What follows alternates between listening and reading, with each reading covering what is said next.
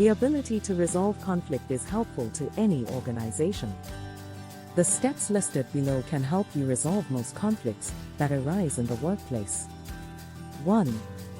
Stay calm and maintain steady body language. Before approaching conflict resolution, it can be helpful to take several deep breaths. Sitting, rather than standing, and pulling your shoulders back can also calm you. Feet can both be placed on the floor, rather than crossed. Keep arms open and to your sides, rather than crossed or in motion. 2. Find a private, comfortable place to discuss the conflict. Both conflict and conflict resolution can be distracting to others. Find a place where you can work on the problem in private.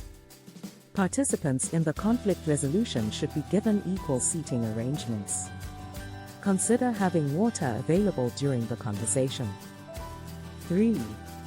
Acknowledge that a problem exists.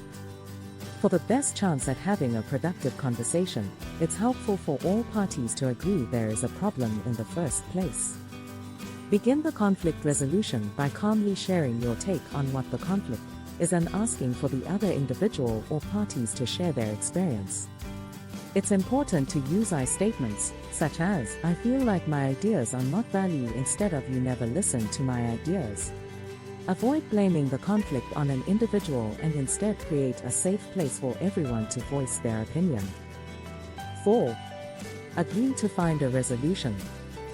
Once the problem has been acknowledged, everyone needs to agree that a resolution should be reached. If you are mediating a situation and one party does not readily agree to find a resolution, you may want to take them aside separately to understand why and how you can convince them to participate. 5. Work to understand the perspective of everyone involved. In most workplace conflicts, people are not trying to cause problems. Rather, most conflict commonly arises because of misunderstandings. Taking the time to listen to and understand the experience of your colleagues can make it easier to resolve a disagreement. There are cases when people are actively trying to cause conflict. In these cases, HR may need to be involved sooner. 6. Take note of what triggered the conflict. People may be under numerous unknown stresses which led to conflict. Factors such as deadlines, tiredness, family, health, hunger, burnout and others can all lead to heightened emotions that ignite conflict. Learning the triggers and stresses of the other involved parties can help you navigate or avoid a potential conflict in the future. 7.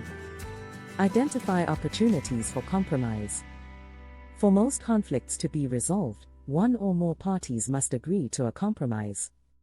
Being able to set aside pride or stubbornness at this stage of the resolution is essential. The resolution will feel best to everyone involved if all parties are able to compromise in some way. As you arrive closer to a resolution, look for areas where compromise is possible. 8.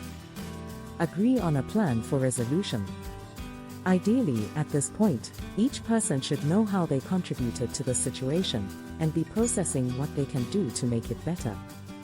Before ending the conversation, aim to create a plan for resolution that involves steps for each person involved. The resolution plan might include apologies and changes in behavior to prevent the same conflict from arising again.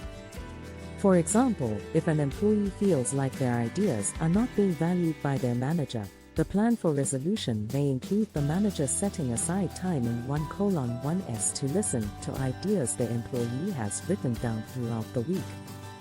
9. Check in to make sure the agreement is lasting. Follow-through is important in conflict resolution. The conversation may have gone well, but it will lose meaning if the plan for resolution isn't being followed.